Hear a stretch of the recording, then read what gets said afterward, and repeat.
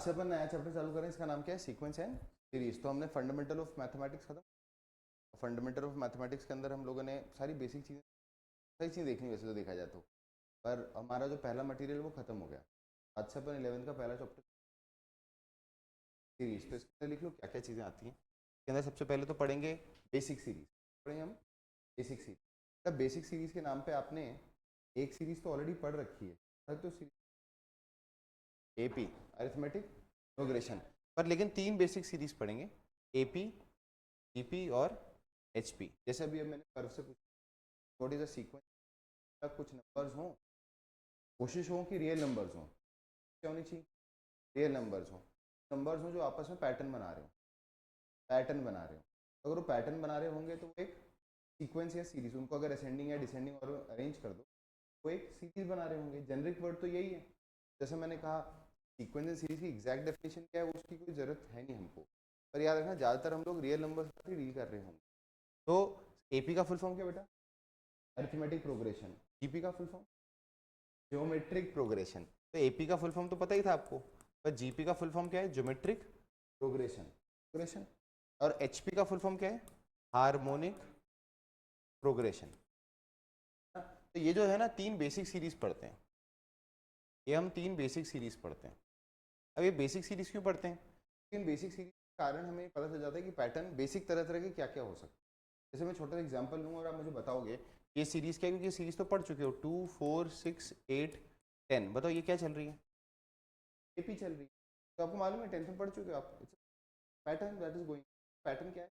हर number पे अगले number पे जाने के लिए, हर नंबर पिछले वाले नंबर 2, बेटा हमने 4 पे जाने के लिए कितना ऐड किया? 2। 6 पे जाने के लिए कितना ऐड किया? 2 2 2। तो इसको हम एपी बोलते हैं। पर अगर मैं ये लिख दूं 2 4 8 16 32 4, वो तो क्या हम ऐड कर करके बढ़, मल्टीप्लाई कर करके बढ़ रहे हैं, मल्टीप्लाई करके बढ़ रहे हैं, बोलते हैं ज्योमेट्रिक प्रोग्रेशन। तो इसका नाम था एपी।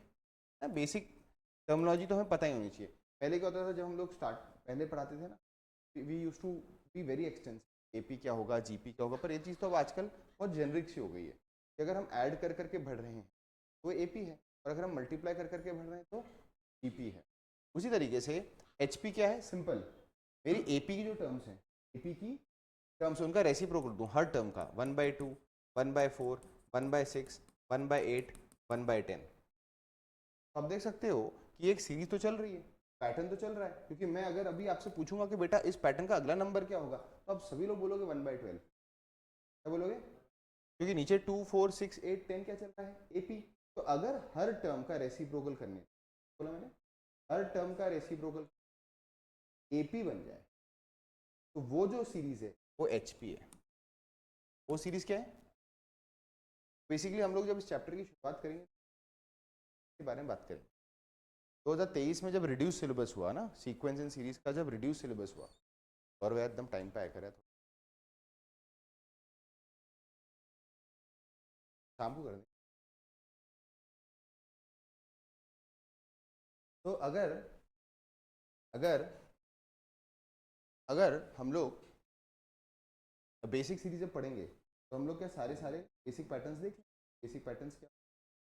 बेसिक सीरीज 2023 में क्या बोला था जेई ने ना, रिड्यूस सिलेबस किया। अब जेई रिड्यूस सिलेबस, ये दुनिया कहती है कि रिड्यूस सिलेबस, तो याद रखना कोई ऐसा जेई ने कभी ये नहीं बोला कि हम ये नहीं पूछेंगे वो नहीं पूछेंगे। वो तो अपने ब्रोशर में एक जेनरिक टॉपिक्स लिखते हैं।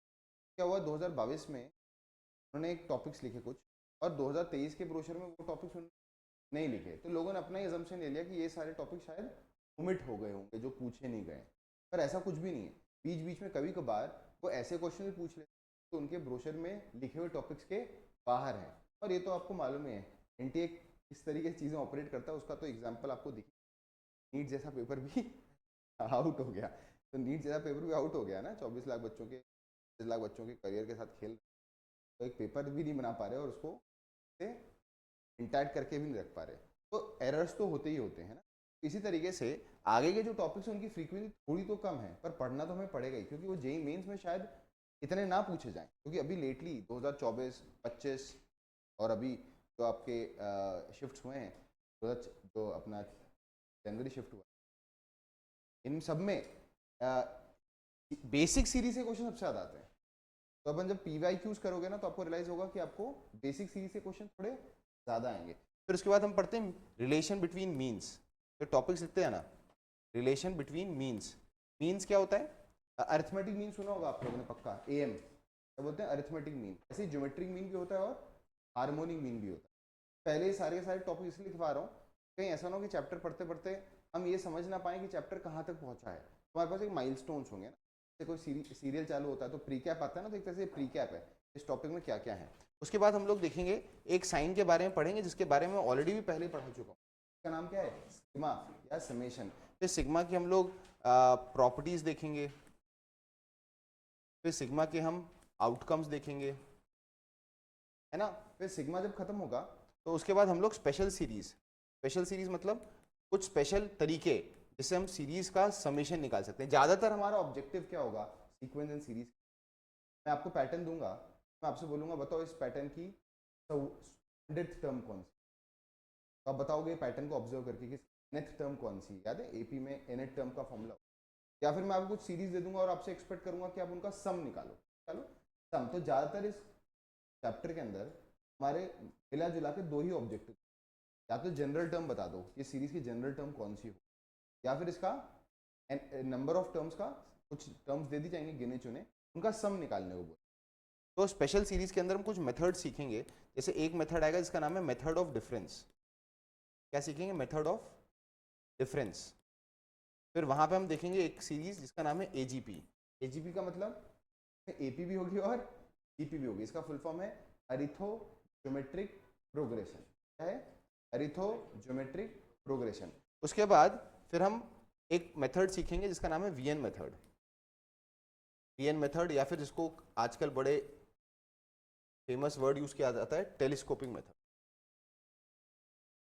है ना।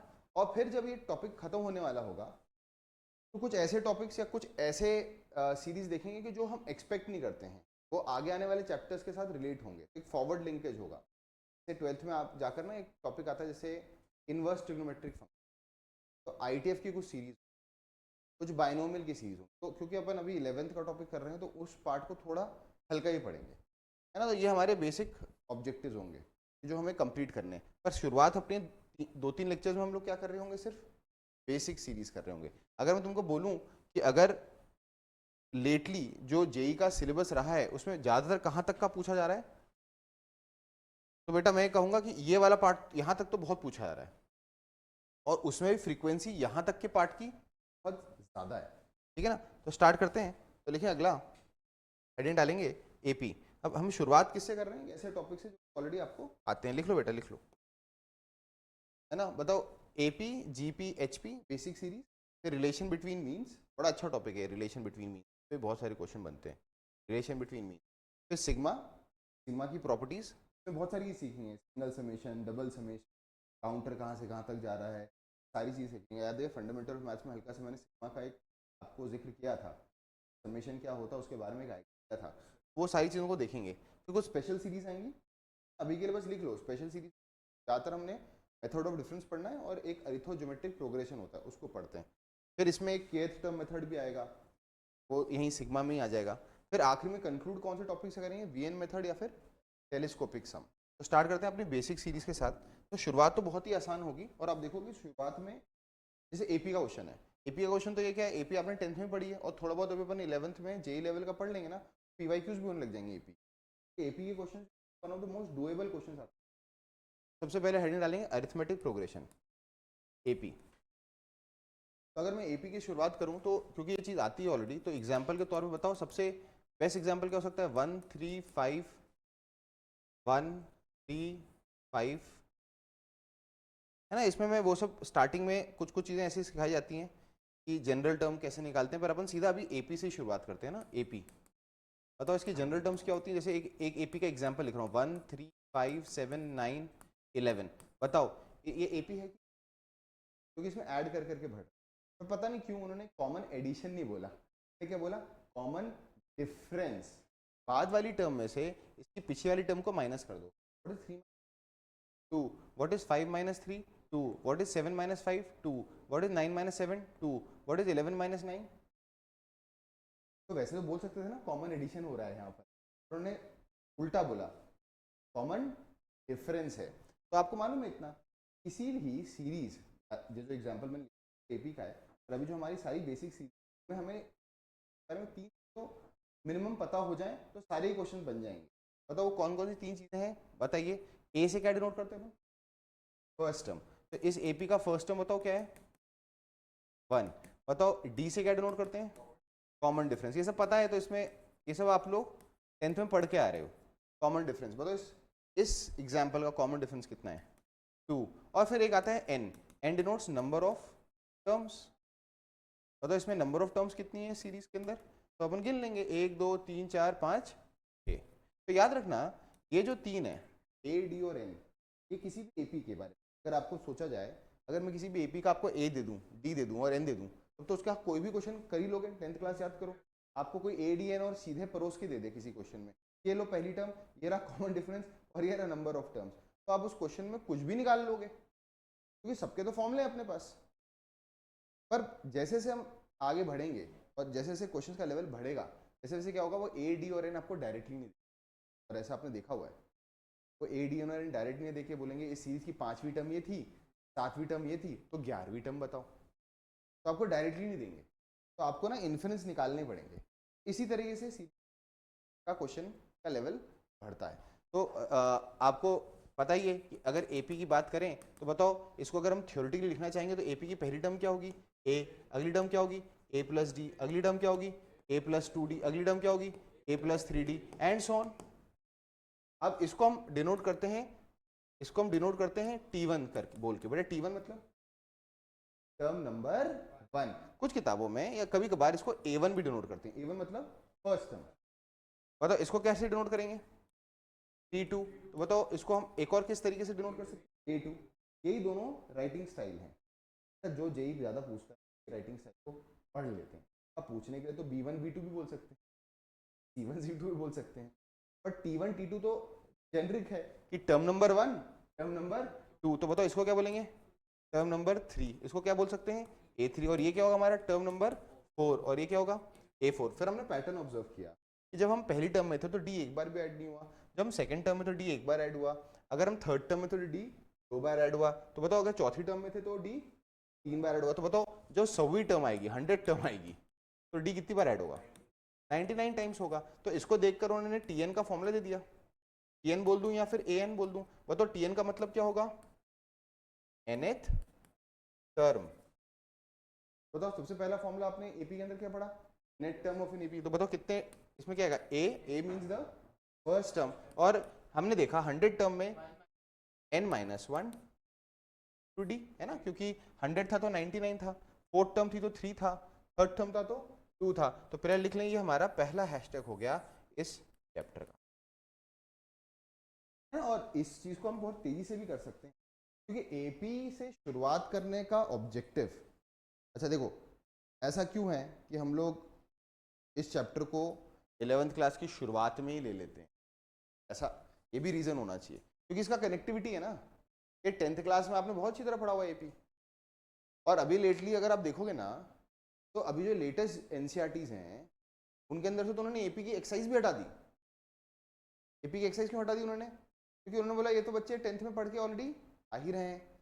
तो याद रखना, पर हम लोग जब जेई के लिए पढ़ना शुरू करते हैं तो ऐसा नहीं कि हम एपी पढ़ेंगे ही नहीं, कि जीपी की बहुत सारी क्रॉस कनेक्टिविटी एपी के साथ है, जीपी के सारे बहुत सारे फॉर्मूले एकदम एपी के लॉजिक से ही आप बड़े आराम से प्रिडिक्ट कर सकते हो, ठीक है ना। तो what is the first formula, the first formula that comes, अगले स्लाइड पे चलो। What is the first formula, the first formula that comes is that if I have a AP, इसकी फर्स्ट टर्म कितनी है a, इसका common difference कितना है d, तो इसकी nth टर्म का फॉर्मूला क्या होगा, a प्लस n-1d। अब मुझे बताओ ये जो एक्सप्रेशन है ये n में लीनियर है कि क्वाड्रेटिक है, n में, n की डिग्री कितनी है यहाँ पर 1। तो याद रखना जो AP होती है की पहचान बड़ी सिंपल होती है, जो nth टर्म होती है टर्म वो लीनियर इन n होती है, इसलिए जे के लिए हम लोग कभी कभी लिखते हैं तो इसकी nth टर्म जो होगी वो दिखने में ऐसी होगी an प्लस बी। देखो the nth term of AP, nth term of AP, तो nth क्या हो गया,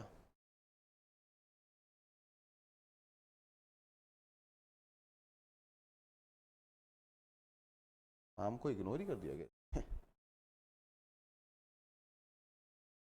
ठीक है, the nth term of AP, nth term of AP is a linear expression in n। वो n में एक लीनियर एक्सप्रेशन होता है। n में क्या होता है? Linear expression. अब ये चीज तो आपने देखी हुई है, I don't need to work out too much on this, तो भी हम लोग करेंगे। जैसे फॉर एग्जांपल अगर मैं क्वेश्चन पूछूं, if Tn is equal to 3n plus 4, if Tn is equal to 3n plus 4, then write first 3 terms of series. सुनो तो, अब देखो ध्यान से, मैंने यहाँ तो कहीं बोला ही नहीं ये जो सीरीज है वो AP है, पर लेकिन आपके दिमाग में क्या आना चाहिए कि जो Tn का एक्सप्रेशन है वो n में कैसा है? लीनियर। क्योंकि ये लीनियर है, क्या मतलब पक्की बात है क्या ये AP ही होगी। बताओ T1 क्या होगा? जहाँ n है वहाँ पे अपन 1 डाल देते हैं, तो क्या आएगा? 3 इंटू 1 प्लस 4, कितना आएगा आंसर? 7। बताओ T2 कितना आएगा? 6 प्लस 4 विच इज 10। बताओ T3 कितना आएगा? T3 it is 9 plus 4 which is 13। और बताओ ये पहली 3 टर्म्स हो गई। अब बताओ इन पहली 3 टर्म्स को अगर मैं लिखूं 7, 10 और 13 को, तो आप देख सकते हो कि ये सीरीज क्या बना रही है? AP। बताओ इसका कॉमन डिफरेंस कितना है? 3। और ध्यान से देखो 3 और कुछ नहीं, n का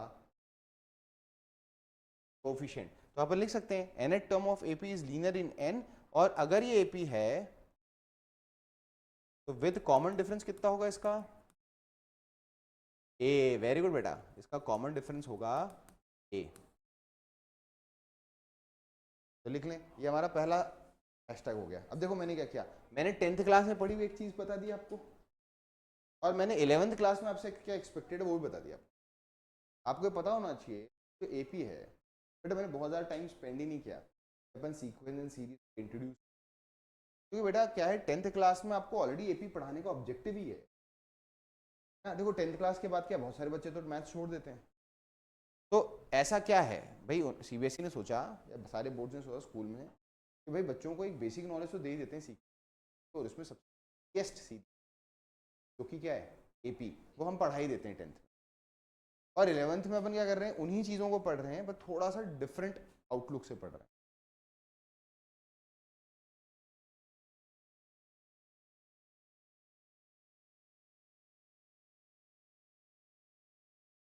क्लियर है?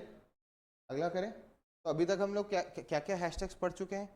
तो अगर मैं समराइज करूं, अभी तक हमने क्या पढ़ा कि nth term of an AP क्या होती है? A plus n minus 1D। बहुत तेजी से रिकैप करेंगे, मैं तो इसको फंडामेंटल ऑफ मैथ्स में पढ़ा सकता था, क्योंकि AP तो हम पढ़ चुके हैं पहले ही, ये फंडामेंटल ऑफ मैथ्स के अंदर भी पढ़ा जा सकता था। तो AP क्या है? AP जो एक सीरीज है उसमें कॉमन डिफरेंस होता है, कॉमन डिफरेंस होता है। अब देखो मैंने क्या बोला, AP एक ऐसी सीरीज होती है जिसमें एक कॉमन डिफरेंस होता है। अब इसका क्या मतलब है, ये तो मैंने इंग्लिश में बोला, बढ़ो आगे। चलिए, अब जैसे मान लो मैं तुमसे कहूँ AP की सबसे बड़ी पहचान क्या है? AP की सबसे बड़ी पहचान क्या है? Tn minus 1 is a constant. बोलो कितने लोग समझ गए? Tn का मतलब, Tn का मतलब क्या होता है? nth term. बोलो Tn का मतलब क्या होगा? nth term. Tn का मतलब होता है nth टर्म, और Tn माइनस 1 का मतलब ये पहली वाली टर्म। देखो ना, ये T1 है, ये T2 है, ये T3 है, वो तो nth टर्म क्या होगी? Tn। और उसके जस्ट पहली वाली टर्म क्या होगी? Tn minus 1। Tn में से अगर मैं Tn माइनस 1 को माइनस कर, तो ये डिफरेंस हो गया। तो डिफरेंस इज कांस्टेंट। कांस्टेंट मतलब it is independent of n। क्या कौन समझता है इंडिपेंडेंट ऑफ n का मतलब क्या? आजादी नहीं मिल रही। इंडिपेंडेंट ऑफ n का मतलब इट इज इंडिपेंडेंट, कि n की कोई भी वैल्यू हो, ये डिफरेंस हमेशा क्या है? कांस्टेंट। जैसे अगर मैं n की जगह क्या डाल दूं? 2, ये क्या डाल दूं?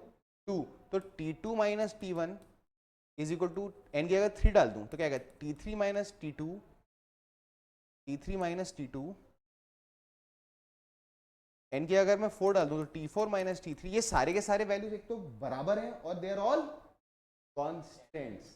तो अगर ये कांस्टेंट हैं, इसका मतलब पक्की बात है कि ये सीरीज कैसी है? AP। और बताओ ये कांस्टेंट ही की वैल्यू किसके बराबर होती है? ये जो डिफरेंस, इसी को हम किस लेटर से डिनोट करते हैं अपनी थ्योरी में? D से। स्मॉल डी से। वेरी गुड बेटा, स्मॉल डी। इसी को हम लोग क्या बोलते हैं? Common difference. तो एपी की सबसे बड़ी पहचान क्या है? कि एपी की सबसे बड़ी पहचान ये है कि उसके अंदर nth टर्म और उसके जस्ट पहले वाली टर्म का जो डिफरेंस है वो क्या होना चाहिए? कांस्टेंट। और इसी चीज को हम क्या बोलते हैं? Common difference. लिख लो बेटा। फिर हमने क्या पढ़ा? एपी की जो जनरल टर्म होती है nth टर्म, उसका फॉर्मूला क्या है? a plus n minus one D.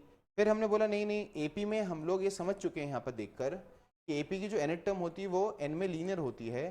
तो अगर कभी किसी सीरीज की nth टर्म दिखने में an प्लस बी जैसी होगी तो अगेन वो क्या होगा? क्या होगा वो? अगर किसी सीरीज की nth टर्म दिखने में कैसी होगी? an प्लस बी, तो पक्की बात है वो सीरीज क्या होगी? एपी ही होगी। अब मुझे बताओ, अगर मैं यहाँ पर ऊपर वाला कंसेप्ट लगाऊं, ऊपर वाला कंसेप्ट लगाऊं, बताओ यहाँ पर a कांस्टेंट है और b भी कांस्टेंट, तो बताइए tn minus tn minus one क्या होगा? बताओ tn क्या है यहाँ पर? an प्लस बी माइनस, बताओ tn माइनस वन क्या है? a n minus one plus b. भाई जहाँ जहाँ n है वहाँ क्या लिख दिया अपन ने? n minus one. तो इसको सिंप्लीफाई करेंगे तो क्या आएगा? an प्लस बी माइनस, तो ब्रैकेट में रख देता हूँ, यहाँ मल्टीप्लाई करोगे तो क्या आएगा? an minus A plus b, b से बी कैंसिल हो जाएगा, an से an कट जाएगा, तो फाइनली घूम फिर के क्या बचेगा? a। कितने लोगों का रहता है? a तो एक कांस्टेंट है ना, and it is the coefficient of n। मतलब पक्की बात है कि ये चीज कांस्टेंट आ गई। क्योंकि ये चीज कांस्टेंट आ गई, इसका मतलब पक्की बात है कि ऐसी दिखने वाली सीरीज जिसकी nth term n plus B है वो AP तो है। विद कॉमन डिफरेंस लिख लो, with common difference A, with common difference A। क्या है इसका common difference? A। With common difference A। तो अगली बार से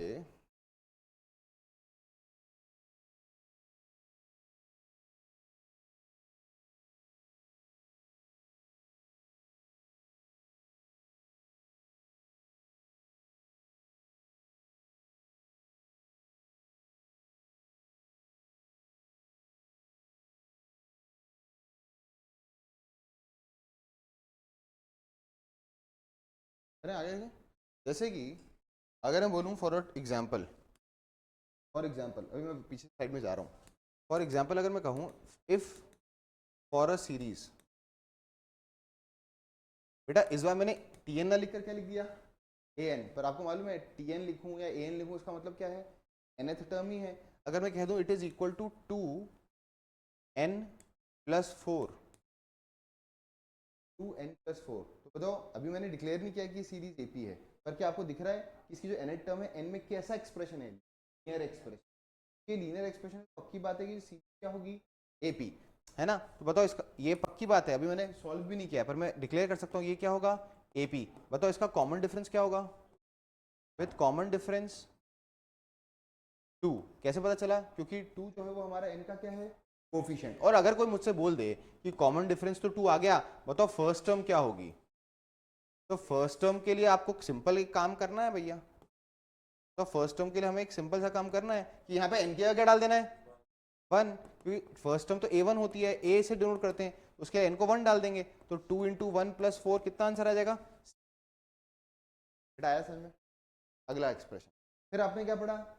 10th में पढ़ा ये तो सारा का सारा। फिर आपने पढ़ा, लिखें अगला heading, sum of n terms of AP, sum of n terms of AP. बेटा कौन से साइन से इसको डिनोट करते हैं? SN। याद है ना ये सब? SN से डिनोट करते हैं। S का मतलब, कैपिटल S का मतलब सम को डिनोट करता है, sum of n terms of AP. पिछली साइड को लिखना है क्या? ये लो पिछली साइड भी लिख लो, लिख लो पिछली साइड। नोट्स तो पूरे बनाते आना, चाहे तो ऐसा लगे कि अपने लेक्चर रिकॉर्ड हो रहे हैं, मैं तो कभी भी देख लूंगा। याद रखना क्लास में अपने आप को पूरी तरह रखनी है, क्लास में अपने आप को पूरी तरह अटेंड करें। कोई बोलता है कि सर मैं क्लास के दौरान क्या करूं? मैं तो प्रिपरेशन अपनी कर रहा हूं, अब कोई चीज़ सीख रहा हूं, तो बेटा क्लास के दौरान अपने आप को अटेंटिव रखने का सबसे अच्छा तरीका है क्या? बहुत ही बढ़िया से नोट्स बनाओ। है ना, एकदम टॉपिक के साथ लिखो। इवन दो आज के एज में आप बोले कि सर हम तो ऑनलाइन मिल जाता है अपने को सारे पीडीएफ, सारा लेक्चर्स जाते हैं हमको, पर जब तक आप खुद नहीं लिखोगे ना तो आपको याद भी नहीं होने वाला। और याद रखना कितना भी आप बुक्स खरीद लो, एग्जाम से एक हफ्ते पहले जब अपना रिवीजन चालू करोगे ना तो आप अपने खुद के ही सेल्फ रिटन नोट्स देखोगे और कुछ नहीं करोगे। याद रखना सबसे इंपॉर्टेंट चीज़ है, क्लास के दौरान हमारा धर्म क्या है एज अ स्टूडेंट, क्लास के दौरान एज अ स्टूडेंट हमारा धर्म है कि हमें सबसे पहला काम तो यही करना है, टू रिमेन अटेंटिव, हमें सिर्फ और सिर्फ नोट्स बनाने। अच्छा कई बार होता है ना थोड़े से टॉपिक्स नीरस हो जाएंगे कभी को, तो टॉपिक नीरस हो गए तो उसमें अपने को अटेंटिव रखने का तरीका क्या है, मैं अपने नोट्स बहुत प्रॉपर बनाऊँ, सबसे important cheese.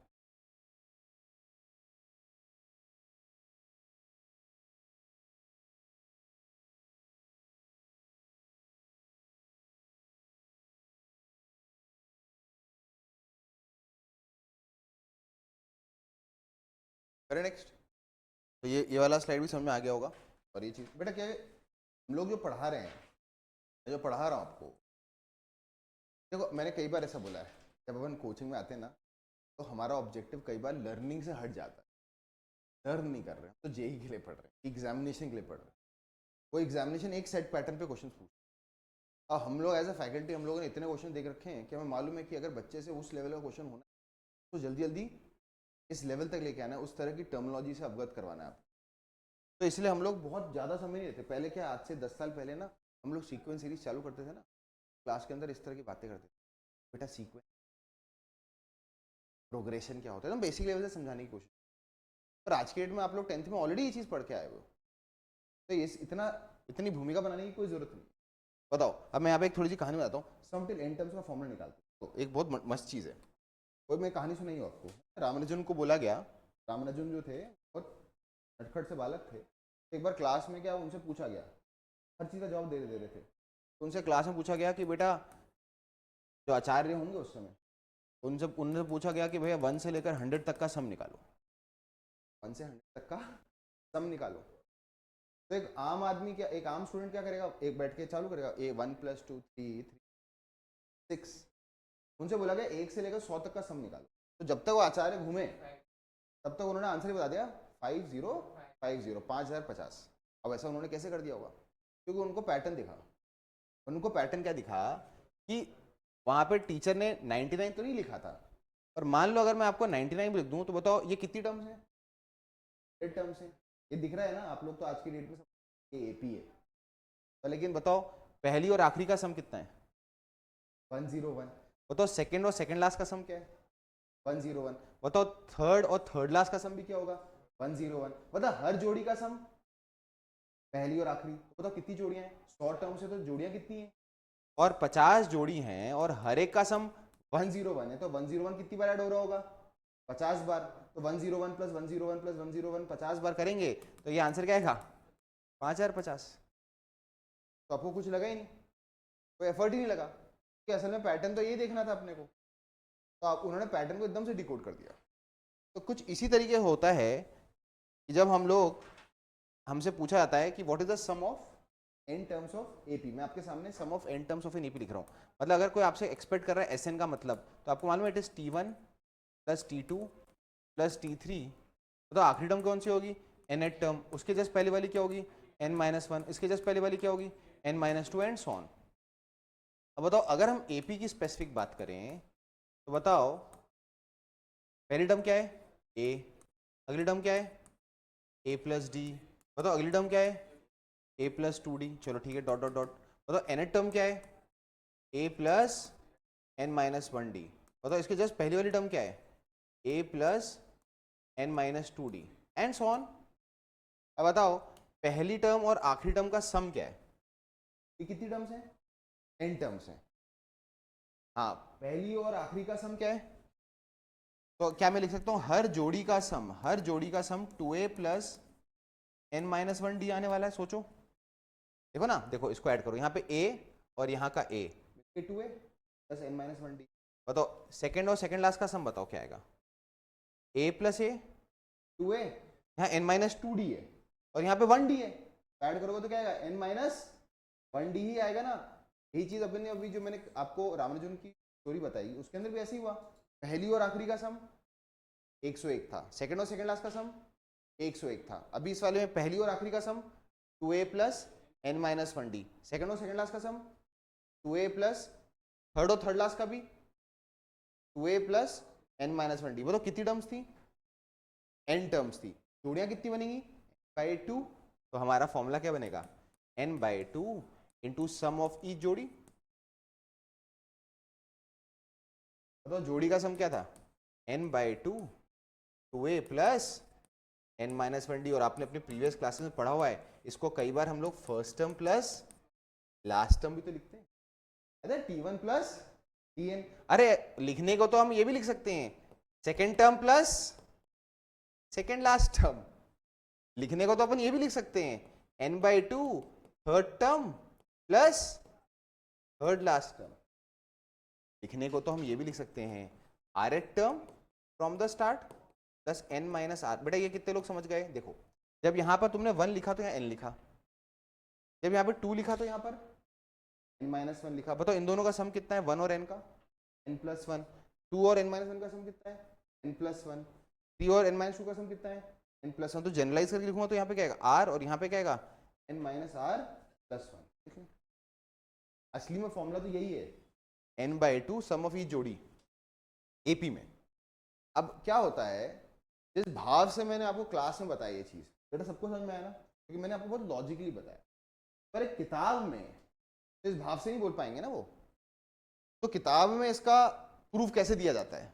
How do they right this in a book? तो मैं आपको अगली स्लाइड में वो चीज लिख के बताऊंगा।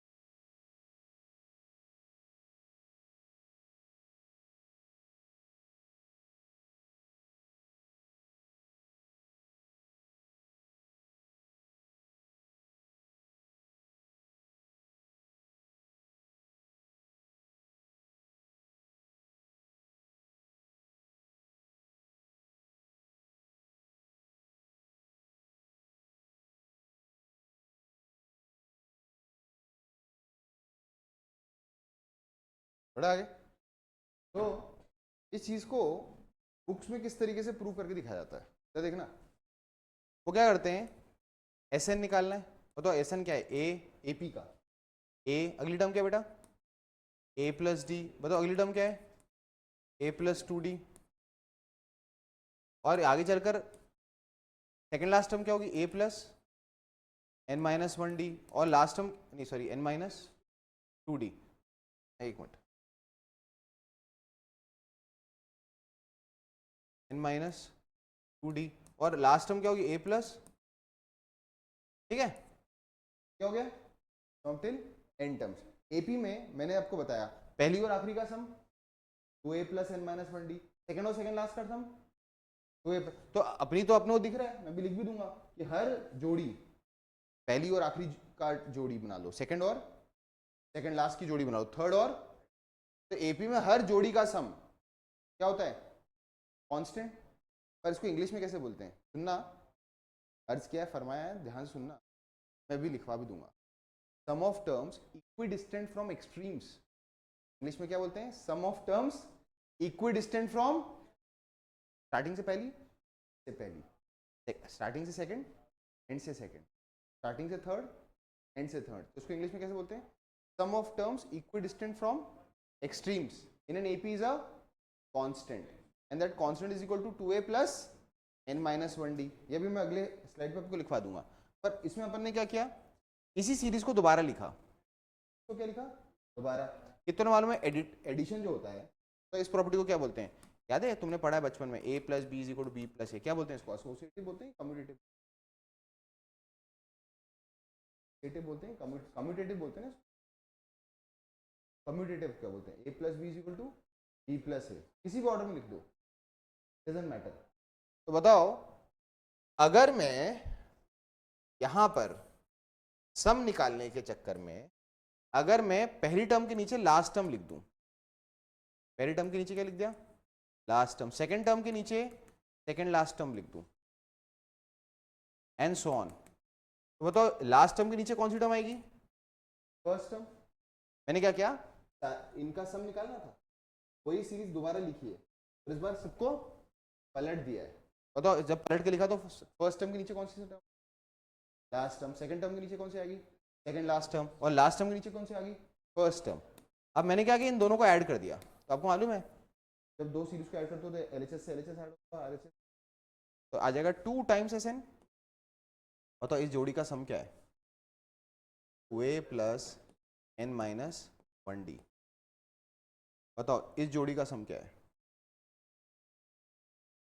है सम, बताओ 2a प्लस, बताओ ऐसे मैं ऐसे कॉम्बोज बनाते जाऊंगा तो ऐसे कितने कॉम्बोज बनेंगे, एंड तक आते आते n कॉम्बोज बनेंगे। तो बताओ ये कितनी बार ऐड होगा ऐसे का ऐसा, n टाइम्स, कितनी बार ऐड होगा, n टाइम्स। तो फाइनली बचेगा क्या, 2sn, कोई चीज अगर n टाइम्स एडेड है तो n into 2a plus n minus 1d। तो बताओ यहाँ से sn का फॉर्मूला क्या बन जाएगा, sn का फॉर्मूला बन जाएगा हमारे पास वही जो भी अभी थोड़ी देर पहले लिखा था, it is sn is equal to sum of n terms, किसके लिए वैलिड है, सिर्फ AP के लिए, is equal to n by 2a plus, तो मैंने जो आपको पिछली स्लाइड में पढ़ाया वो मैंने भाव से पढ़ा दिया, ये मैथमेटिकली किताबों में इस तरह आता है। बताओ इसको मैं ऐसे भी लिख सकता हूँ n बाई 2, अगर मैं सिंपल लैंग्वेज में लिखना चाहूँ तो इट इज सम ऑफ जोड़ीज, और इस जोड़ीज के नाम पे अपन क्या लिख सकते हैं, n by 2 first term plus last term, या फिर जरूरत पड़े तो क्या लिख सकता हूँ, n by 2 second term plus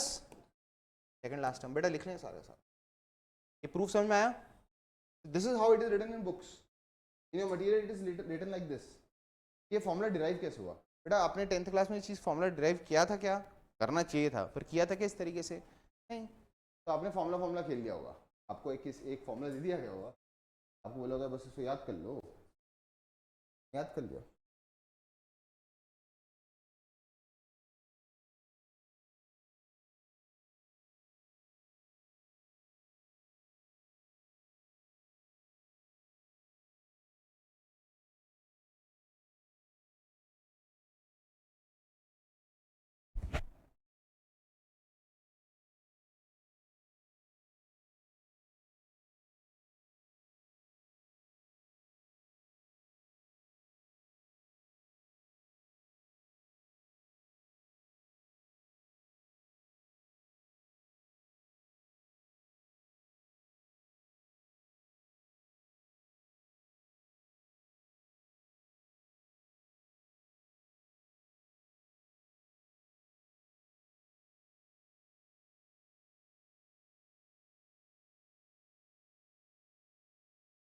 याद है ना, जो जो चीज़ें अपन एपी में पढ़ रहे हैं पैरेलली वही सारे टॉपिक्स जीपी में भी आएंगे। जीपी में क्या आएगी, n term of a GP, sum of the n terms of a GP. यहाँ कॉमन डिफरेंस है ना, वहाँ क्या होता है मालूम, कॉमन रेशियो, वेरी गुड, पर और कॉमन रेशियो आएगा।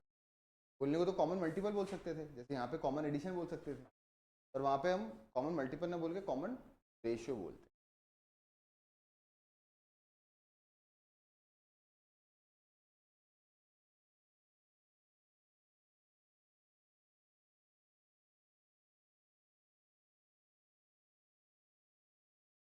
करें अगले पे चलें, लिख लिया क्या ये, जल्दी लिख बेटा।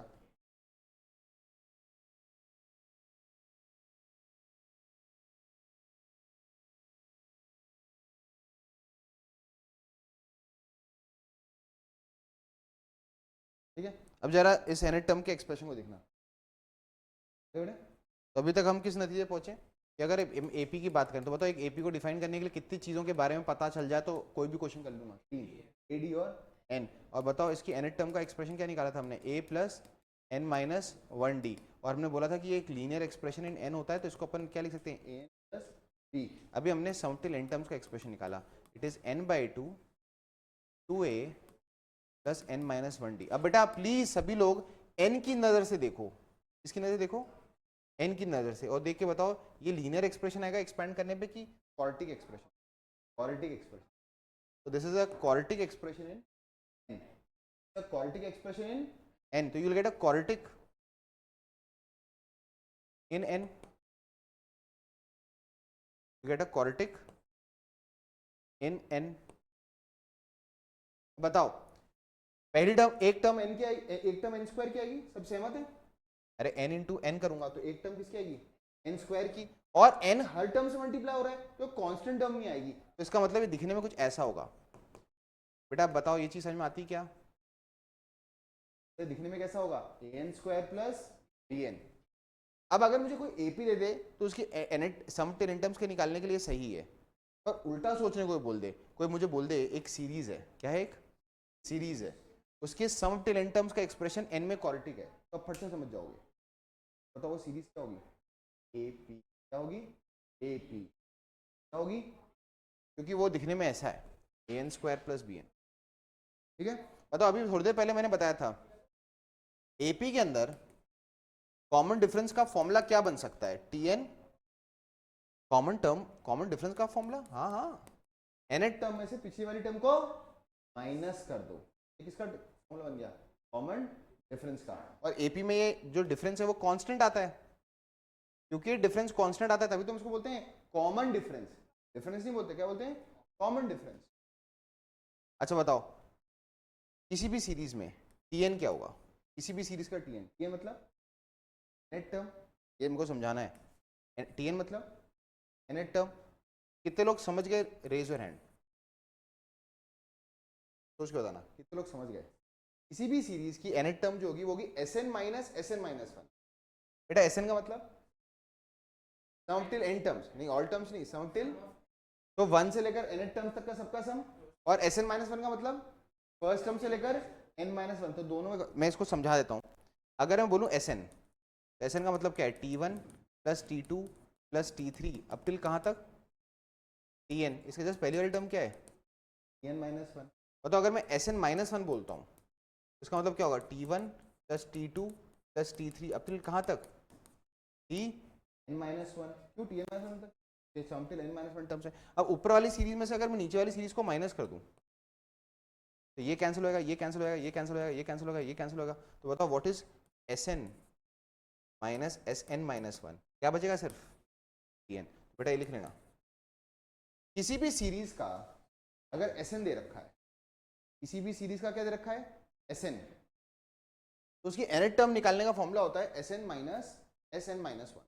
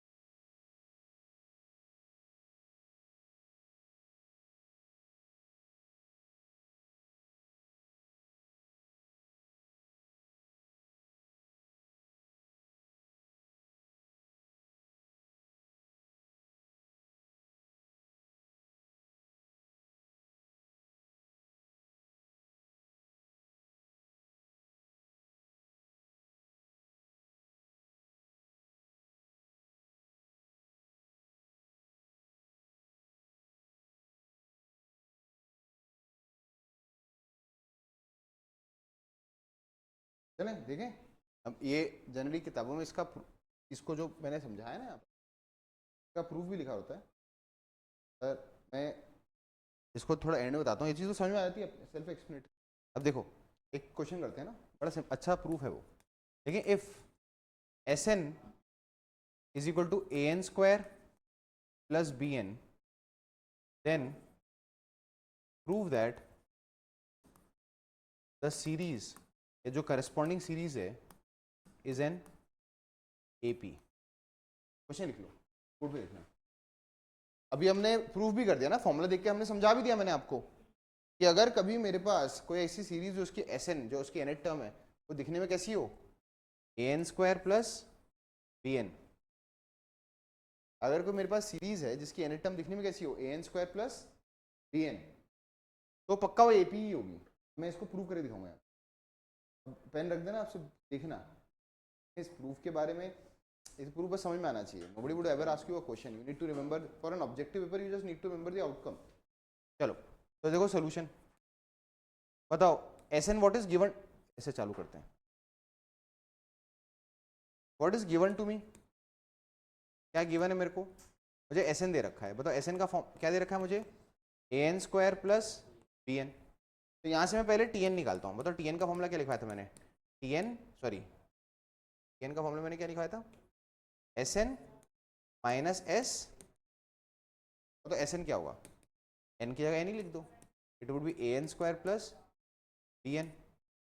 बताओ एस एन माइनस वन क्या होगा, जहां जहां एन है वहां क्या लिख दूं, एन माइनस वन। ये हो जाएगा एन माइनस, ये तो पॉलिनॉमियल की तरह हो गया ना, जैसे पी एक्स होता है, पी एक्स 1 2 3 डाल सकते हैं, तो यहाँ पे जहां जहां एन है वहां क्या डाल सकते हैं, एन एन माइनस वन। तो ये बन जाएगा प्लस बी माइनस वन। बताओ अगर इसको सिंप्लीफाई करेंगे तो क्या बन जाएगा, A N square plus B N bracket में, और ये क्या आएगा बेटा बताओ, एक्सपेंड करेंगे तो ए ये होगा n square plus one minus two n, और ये तो क्या है b n minus b n, से बी एन तो कैंसिल ही हो गए। कितने लोग, अगर यहाँ से एक्सपेंड करूंगा तो ए एन स्क्वायर से ए एन स्क्वायर भी कट जाएगा। फाइनली बचेगा क्या, बचेगा माइनस, अंदर क्या बचा, A minus two A N minus B. दिख रहा है क्या, देखो बाहर आ गया, A into one minus minus one तो ले आओ, तो फाइनली क्या आ जाएगा, two A N minus A plus B. बेटा आया समझ में। कितने लोग लग रहा है कि यहां से भी कह सकता हूं, जो मेरा nth टर्म है it's a linear expression in n, और अगर एक लीनियर एक्सप्रेशन इन n आता है तो मतलब वो एपी होता है। पर तब भी मान लो इसके आगे भी पढ़ना है, बताओ ये मेरे पास फर्स्ट आउटकम आ गया। अब बताओ डी क्या होता है, डी मतलब डिफरेंस। डी का फॉर्मूला क्या लिखा था मैंने, T N minus T N minus one. बताओ टी एन क्या होगा, टी एन तो यही लिखा हुआ है, बोलो क्या है T n, two A N minus A plus b minus वो टी एन माइनस वन, जहां जहां एन है वहां क्या लिख दूंगा, एन माइनस वन। तो क्या आएगा, two A N minus one minus A plus b, minus A plus b, minus A plus b तो कैंसिल हो जाएगा। तो फाइनली क्या आएगा, टू ए एन माइनस, यहाँ से क्या आएगा, two A N minus minus plus two A, ये दोनों कैंसिल हो जाएंगे और आंसर क्या आएगा, टू ए।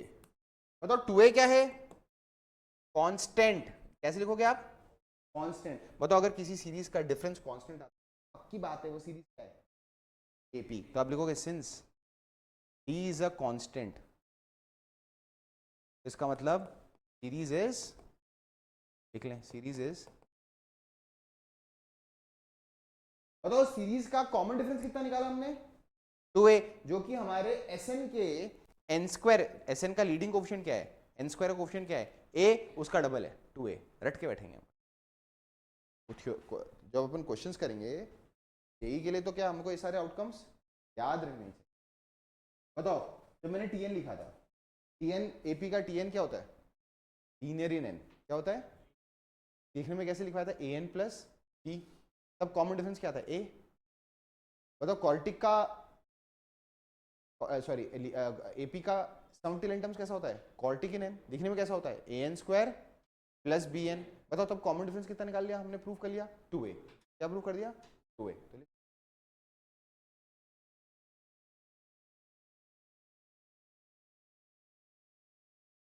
भाई सारी चीजें 11th वाली थोड़ा 10th वाली थोड़ा होंगी भाई, 11th और जेई के लिए अपने को कुछ तो एक्स्ट्रा एपी में पढ़ना ही पड़ेगा। तो ये सारी चीजें जो हमें पता होनी चाहिए, इससे हमारी एक तो स्पीड बढ़ेगी, जब हमारी जो स्पीड होगी वो बहुत तेजी से बढ़ेगी।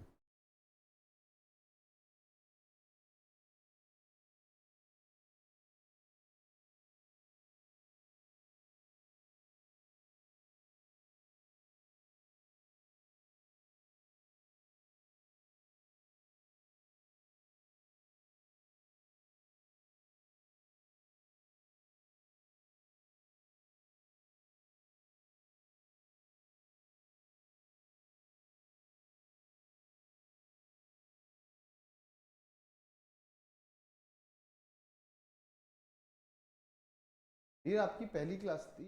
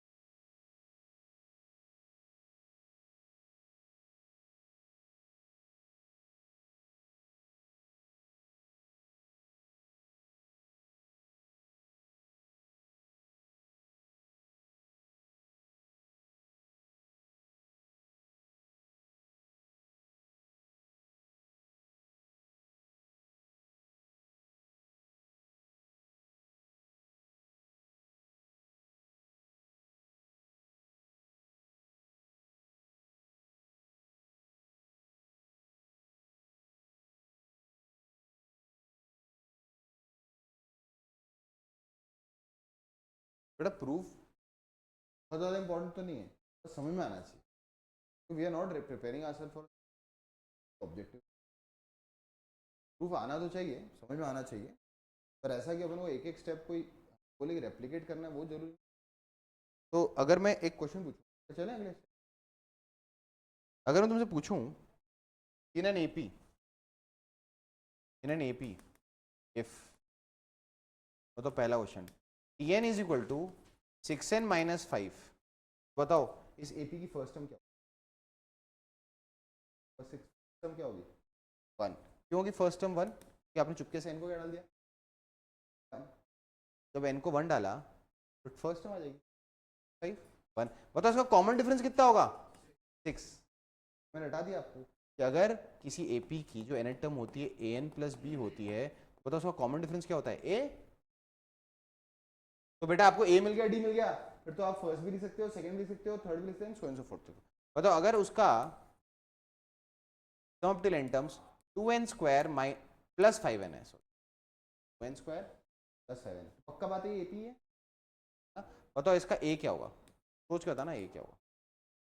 बेटा a मतलब फर्स्ट टर्म t1, और अगर मैं s1 निकाल लूं, क्या निकाल लूं? s1 मतलब सम ऑफ द वन टर्म, तो एक इकलौती एक ही टर्म है तो उसका सम भी तो वही होगा, तो चुपके से इनको 1 ही डाल दो, तो 1 डालोगे तो क्या आएगा? और बताओ इसका कॉमन डिफरेंस कितना होगा? 4। मैं बेटा ये समझ में आया क्या? क्या मेरे को कोई बोले कि एक सीरीज उसके सम टिल n टर्म्स ये है, पहली टर्म निकालो, n को 1 ही डाल दो, s1 का मतलब क्या होगा? सम टिल 1 टर्म, सम टिल 1 टर्म मतलब फर्स्ट टर्म ही तो आएगी सिर्फ, S1 और टीवी ने कोई तो फर्स्ट टर्म को तो ए बोलते हैं हम एबी में, तो याद रखना ये चीज। बेटा ये कैसे हुआ 4? क्योंकि मैंने अभी पढ़ाया था कि अगर Sn दिखने में कैसा हो, an स्क्वायर प्लस bn, तो उसका जो कॉमन डिफरेंस होता है वो कितना होता है? 2a। पता है? तो अगला टॉपिक जो है वो आपने पढ़ रखा है, लिखें अज्यूमिंग टर्म्स इन एपी। अगला टॉपिक क्या है? Assuming terms in AP. Assuming terms in AP. आपको मालूम है कि अगर मुझे टर्म्स अज्यूम करनी है किसमें? एपी में। I have to assume terms in AP। तो अच्छी बात क्या हो सकती है, मैं पहली टर्म को a मान लेता हूँ, अगली टर्म को क्या मान लेता हूँ? a प्लस डी, अगली टर्म में क्या मान लेता हूँ? a प्लस 2d, अगली टर्म बोलेगा तो क्या मान लो? a plus 3d and so on. पर लेकिन एक स्मार्टर तरीका भी है, और वो स्मार्टर तरीका हम तभी लगाते हैं जब क्वेश्चन में उन टर्म्स का सम इन्वॉल्व हो। वापस बोल रहा हूँ, तो मुझे बोले अज्यूम 3 टर्म्स इन एपी, तो कैसे अज्यूम करूंगा 3 टर्म्स इन एपी? ऐसे कर तो सकता हूँ ना, नहीं क्यों नहीं है? नहीं क्या है, वो तुम्हें रट रखा है, करने को तो कर ही सकता हूँ। Let the 3 terms be a plus d and a plus 2d। कोई मुझे बोले अज्यूम 4 टर्म्स इन एपी, तो ऐसे अज्यूम कर सकता हूँ। आ गया भाई, आ जाता है इसको अज्यूमिंग 4 टर्म्स इन एपी, ऐसे अज्यूम कर सकता हूँ। Let the terms be a plus d, a plus 2d and a plus 3d, कोई गलत नहीं है। पर अगर क्वेश्चन में हम अपनी कैलकुलेशन को थोड़ा आसान बनाना चाहते हैं, और वो भी तब अगर क्वेश्चन में उन टर्म्स का क्या इन्वॉल्व हो? सम। क्या इन्वॉल्व हो? सम। मान लो कह दे there are 3 terms in AP and there is sum, and there sum is, का जो सम है वो फला फला है, तब एक स्मार्ट तरीके से अज्यूम करने से हमें कैलकुलेशन में फायदा हो सकता है। तो आपने पढ़ा होगा, अगर मुझे 3 टर्म्स अज्यूम करनी है, 3 टर्म्स अज्यूम करनी, अब बच्चे पूछते हैं यहाँ पे सर 2 टर्म्स क्यों नहीं करते? अरे 2 टर्म्स तो होती नहीं है। मैं तुमसे बोलूँ 1 2, बताओ एपी की जीपी, बताओ एपी की जीपी बता नहीं सकते, क्योंकि एक सीरीज को पहचानने के लिए कम से कम कितनी टर्म्स चाहिए? 3। अरे बेटा अगर मैंने 1 2 के बाद 3 लिख देता तो बोलते थे आप कि क्या चल रहा है एपी, और अगर मैं 1 2 के बाद 4 लिख देता तो आप क्या बोलते हैं? जीपी, क्योंकि यहां पर अपन ऐड करके बढ़ रहे हैं और यहां पर अपन, तो ये बताओ एक सीरीज को पहचानने के लिए कम से कम कितनी चीजों की जरूरत पड़ती है? 3। 3 लोग तो कम से कम होने ही चाहिए, तभी तो अपन पैटर्न को डिकोड कर सकते हैं पैटर्न चल क्या रहा है। 2 टर्म्स नहीं होते, इसलिए कोई कहता है राइट टर्म्स ऑफ एपी, तो कम से कम कितनी लिखते हैं? 3। जैसे अपनी जो बेसिक किताबें होती है जैसे एनसीईआरटी हो गई, तो कई सारे बेसिक क्वेश्चन होते हैं, right the terms of AP. अब सारी टर्म्स तो लिख नहीं दूंगा एपी की, तो अगर लिखूंगा भी तो कम से कम कितनी लिखूंगा? 3। और अपन थोड़ा एहसान करके 4 लिख लेते हैं, है ना। एक सब्जेक्टिव पेपर में एहसान करके कितने लिख देते हैं? 4। सुना होगा आपने, कई बार 10th में क्वेश्चन आते हैं right the terms of AP, और वो बताते नहीं कितनी टर्म्स लिखनी है, तो आपको स्कूल में बोला जाता है कम से कम 4 लिख दिया, है ना। तो बताइए अगर मैं तुमसे बोलूं 3 टर्म्स अज्यूम करनी है तो स्मार्टर तरीका क्या हो सकता है? ध्यान सुनना, स्मार्टर तरीका क्या हो सकता है? बीच वाली को मान लो ए, इसके जस्ट पहली वाली को मान लो a माइनस डी, और बाद वाले को क्या मान लो a प्लस डी। बताओ इससे पहली टर्म क्या हो गई? What is the first term by assuming like this a minus D? बताओ कॉमन डिफरेंस कितना? d। पर इसका फायदा क्या है? फायदा क्या है इस तरह से स्मार्ट का, कि अगर मैं इनका सम करूंगा तो d कैंसिल हो जाएगा और सीधे किसकी वैल्यू आ जाएगी? a की वैल्यू आ जाएगी, a की। तो बताओ what is the smarter way of assuming 3 terms in AP? a minus D, a और a प्लस डी। अब यहां पर एक ना हैशटैग पता होना चाहिए। मान लो तुमसे कोई कहे angles of a triangle are in AP, मान लो कोई तुमसे ये कहते angles of a triangle are in AP, कई सारे क्वेश्चन में होगा angles of a triangle are in AP. बताओ उस लेट द एंगल्स क्या मानोगे? लेट द एंगल्स भी, करने को तो ऐसे भी जूम कर सकते हो ए प्लस डी और a प्लस 2d, कोई रोकेगा नहीं आपको। पर अगर आपने उनको ऐसे जूम कर लिया a माइनस डी, a और a प्लस डी, बताओ एंगल डिग्री में है सारे, तो एंगल सम प्रॉपर्टी के अनुसार इन तीनों का सम 180 डिग्री। एंगल की 3 एंगल्स है ना, और एंगल्स ऑफ अ ट्रायंगल का सम कितना होता है? 180 डिग्री। तो जब तुम इनका सम करोगे a माइनस डी, a और a प्लस डी का, और आप इसके आगे क्या लिखोगे? 180 डिग्री, तो आप देख सकते हो कैलकुलेशन में स्मार्टर तरीके से अज्यूम करने का फायदा मिलेगा, डी से डी कैंसिल हो जाएगा। इसलिए कहते हैं कि इस तरह से अजम्पशन अब तभी करना अगर क्वेश्चन के अंदर क्या इन्वॉल्व हो? इन टर्म्स का सम। तो बताओ हमारे पास क्या आ जाएगा? 3a is equal to 180 degree, तो a की वैल्यू कितनी आ जाएगी? 60 डिग्री। मतलब याद रखना, अगर आपसे कोई कहता है, ये याद रखना, अगर आपसे कोई कहता है angles of a triangle are in AP, तो समझ जाना बीच वाला जो एंगल होगा पक्की बात हो कितना होगा? मतलब हमारे वो जो एंगल्स होंगे दिखने में कैसे होंगे? 60 डिग्री माइनस डी, 60 डिग्री और 60 डिग्री प्लस डी। अब इस डी निकालने के लिए उनको एक अलग से कोई एक और कंडीशन देनी चाहिए, तो डी निकालने के लिए एक और कोई कंडीशन देंगे, वो तो हमें एक एक्स्ट्रा कंडीशन चाहिए ही चाहिए ना। तो ये लिख लो, एग्जाम्पल भी लिखना, पीवाईक्यू में तो आएगा ही आएगा, angles of a triangle are in AP, तो आपको एकदम से क्या स्ट्राइक करना चाहिए कि बीच वाला जो एंगल है ना वो 60 ही होगा। और ये फायदा है इस तरह से जूम करने का। और ऐसा कतई नहीं है, याद रखना, ऐसा कतई नहीं है कि पत्थर की लकीर है ये। आप a प्लस डी और a प्लस 2d मानकर भी क्वेश्चन को सॉल्व कर सकते हो, बस थोड़ी सी कैलकुलेशन थोड़ी सी ट्रिकी हो जाएगी, उसमें एलजेब्रा थोड़ा सा ज्यादा लग जाएगा क्योंकि दो वेरिएबल है ना a और d। तो इस तरह अज्यूम करने से ये स्मार्टर तरीका है। किताबों में क्या होता है, इस टॉपिक का नाम होता है अज्यूमिंग टर्म्स इन एपी। तो बच्चों को क्या लगता है कि ऐसे ही अज्यूम करना है, पर ये याद रखना इट्स जस्ट अ स्मार्टर वे, ये सिर्फ एक स्मार्टर तरीका है।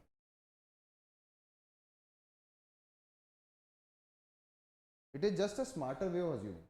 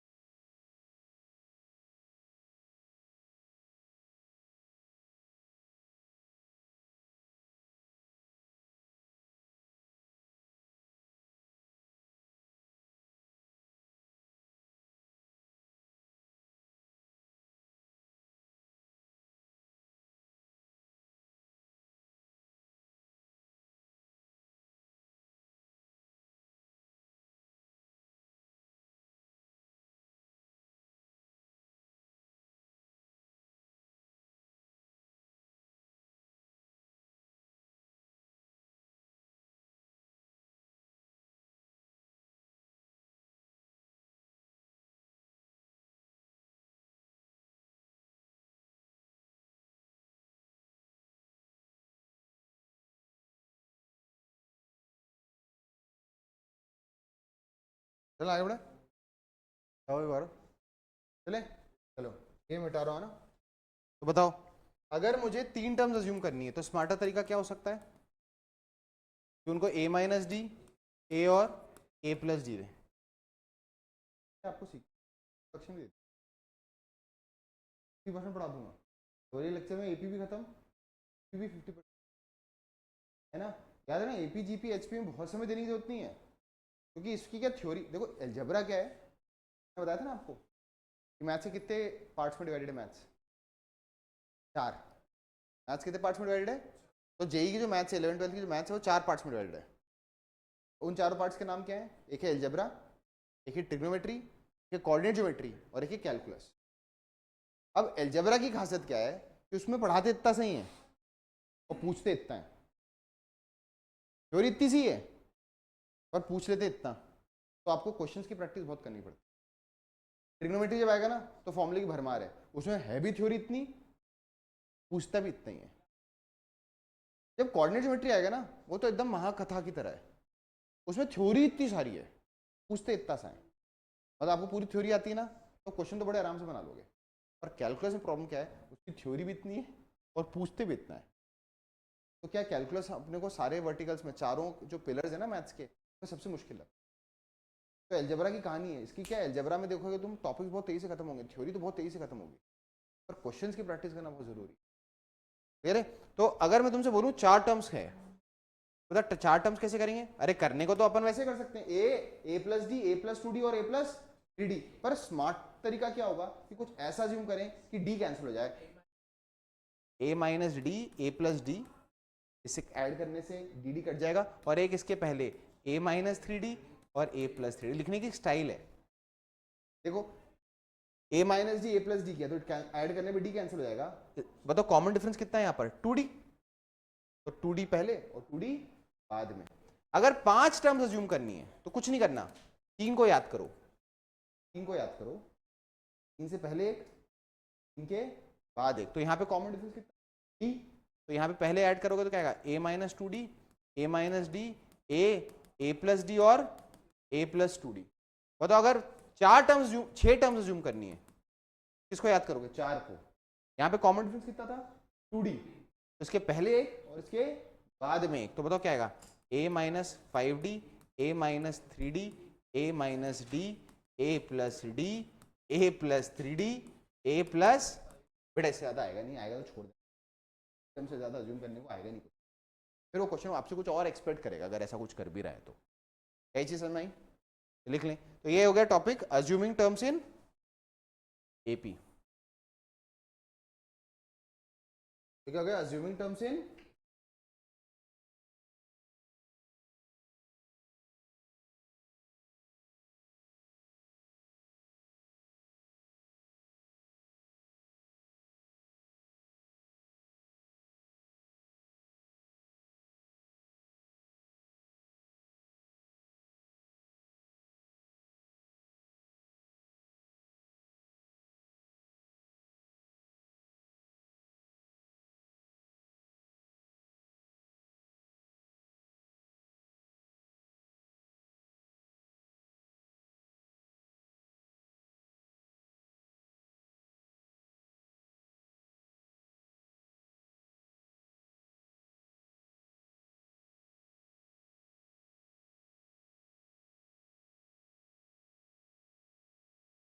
करें आगे बढ़े, पढ़ेंगे properties of AP. Properties of AP, properties of AP मतलब अपन एपी को थोड़ा और डिकोड करके थोड़ा और बेटर तरीके से समझने। अब ये जो प्रॉपर्टीज है ना बहुत सेल्फ एक्सप्लेनेटरी, लिखवाना है कुछ डिक्टेट कर दूंगा तब लिख लेना। करें आगे बढ़े, देखें प्रॉपर्टीज ऑफ एपी। अब इन प्रॉपर्टीज ऑफ एपी को समझने के लिए मैं एक काम करता हूं कि मैं ना आपके सामने एक एपी लिख देता हूं, बेसिक सी, है ना। मैंने एक एपी लिख दी, 2 4 6 8 10। बताओ इसका एक है 2, कॉमन डिफरेंस भी कितना है 2।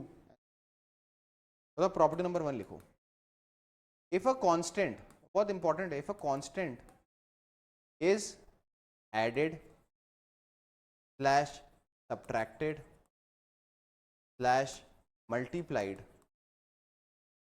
स्लैश डिवाइडेड, डिवाइडेड में बस वो नॉट इक्वल टू जीरो होना चाहिए, जीरो से मत डिवाइड कर देना। If a constant is added subtracted multiplied, multiplied में भी इक्वल टू, मतलब it should not be equal to zero. पता चला हर टर्म को किससे मल्टीप्लाई कर दिया, जीरो से, तो विनाश बुद्धि, तो विनाश ही हो गया, फिर तो कुछ बचेगा ही नहीं। तो if a constant is added subtracted multiplied divided by a constant, है ना, किताबों में इसलिए वो कहते हैं by a non zero constant. If a constant is added ना, या फिर मैंने थोड़ा सा इंग्लिश यहाँ गलत कर दी, यहाँ चाहो तो यहाँ लिख सकते थे इफ अ नॉन जीरो। बेटा गौरव बताना नॉन जीरो लिखने का क्या मतलब है, क्यों जीरो नहीं होगा। If a non zero constant is added subtracted multiplied divided to each term of AP, each term of AP, the resultant is again an AP। जो रिजल्टेंट है वो वापस से क्या होगा, AP। Resultant is again an AP। और मैं तो एक छोटे से एग्जांपल के थ्रू पढ़ा दूंगा। सुधांशु कोई भी एक कांस्टेंट बोलना, 4 बोल दिया उसने, बोलने को तो -4 भी बोल सकते, 4 बोल दिया। अगर मैं अपनी एग्जिस्टिंग एपी में हर टर्म में 4 ऐड कर दूं, हर टर्म में कितना ऐड कर दूं, 4, बताओ क्या होगा। ये हो जाएगा 6, ये हो जाएगा 8, ये हो जाएगा 10, ये कितना हो जाएगा 12, और ये कितना हो जाएगा 14। रिजल्टेंट भी तो एपी ही है, बस पहली टर्म 6 हो गई क्योंकि आपने हर एक टर्म में 4 ऐड कर दिया, हर एक टर्म में कितना ऐड कर दिया 4। तो जो एपी अभी यहाँ है वो थोड़ा आगे खिसक गई, 4 कदम हर टर्म आगे खिसक गया। पर आपने देखा कॉमन डिफरेंस अभी भी कितना है, 2। अब मान लेते हैं वो बोलता है नहीं नहीं सर प्लस मत करो, मल्टीप्लाई कर दो। अगर मैं हर एक टर्म को किससे मल्टीप्लाई कर देता, 4 से, बोलो what is 2 into 4, 8, what is 4 into 4, 16, what is 6 into 4, 6 into 4, हाँ 24 ना, 8 इंटू 4 32, और 10 इंटू 4 40। हर टर्म को किससे, 4 से। समझ में आया, हर टर्म को क्या कर रहा हूँ 4 से मल्टीप्लाई। बताओ क्या ये रिजल्टेंट अगेन है कि एपी, हाँ हाँ एपी है।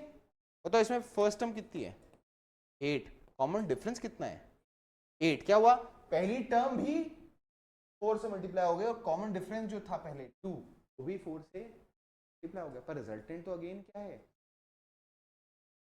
क्या चीज समझ में आ गई क्या क्लियर। अगले टर्म, अगले उस पर चले, अगले लिखें, अगली प्रॉपर्टी लिख लो, एग्जाम्पल लिख लो, फटाफट लिखो। अरे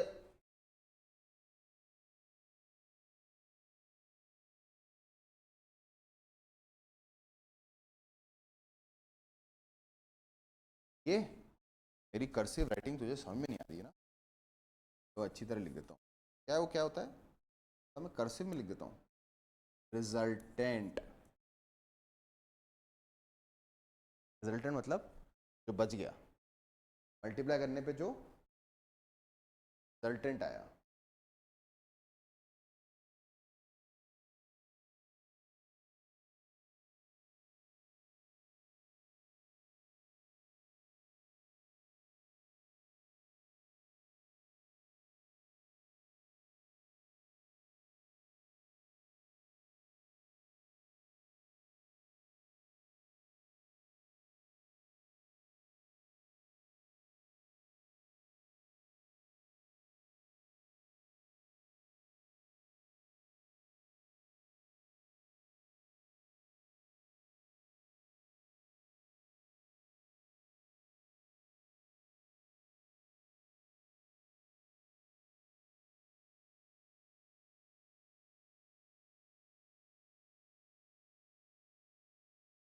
तो आगे लिखें, इफ, अभी मैं बस बोल दे रहा हूँ, अब लिख लो। लिखें, if corresponding terms of two APs are added, if corresponding terms of two APs are added, if corresponding terms of two AP are added or subtracted, the resultant is again an AP। बोला मैंने, if the, बेटा property 2 लिख नहीं रहा, dictate कर रहा हूँ, लिख लो आप। if corresponding terms of two APs are added और the resultant is again an AP. अब समझाता हूं इसको क्या मतलब है इसका। बेटा मैंने एक एपी लिख रहा हूं, पहली एपी जो है मैंने लिख दी 1 3 5 7 9 और दूसरी एपी में लिख रहा हूं एपी 2, तो लिख देता हूं 2, कॉमन डिफरेंस यहाँ 4 ले लेता हूँ, तो 2 + 4 6 14 और 18 चलेगा। क्या ये दो एपीज हैं? बताओ अगर इनकी मैं करस्पॉन्डिंग टर्म्स को क्या करूं, ऐड। बताओ what is 1 + 2 3, what is 3 + 6 9, what is 5 + 10 15, what is 7 + 14 21, what is. क्या ये दो एपी थे? क्या इनका रिजल्टेंट ऐड करने पे भी एपी आ रहा है क्या? हाँ आ रहा है ना सर। बताओ इसकी फर्स्ट टर्म कितनी थी? अच्छा बताओ इसकी फर्स्ट टर्म कितनी थी 1, बताओ इसका कॉमन डिफरेंस कितना था 2, बताओ इसकी फर्स्ट टर्म कितनी थी 2, बताओ इसकी कॉमन डिफरेंस कितना था 4। बेटा देखो फर्स्ट टर्म इन दोनों का एडिशन हो गया और कॉमन डिफरेंस इसका कितना आया 6, देखो इन दोनों का एडिशन हो गया, तो रिजल्टेंट है अगेन क्या होगा एपी ही, अगेन क्या होगा एपी, है ना। तो ये आपने प्रॉपर्टी लिख ली, प्रॉपर्टी 3 में लिख देता हूँ और ये प्रॉपर्टी मैंने पढ़ा रखी है आपको, sum of terms equidistant from extreme in an AP. Sum of terms equidistant from extreme, क्या मतलब इसका, पहली और आखिरी, सेकंड और सेकंड लास्ट, थर्ड और third last. Sum of terms equidistant from extreme in an AP is a constant,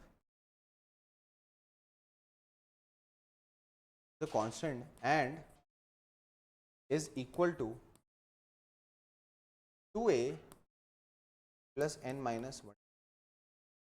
तो अपन mathematically ऐसे लिख सकते हैं t1 plus tn 2 plus tn minus 1,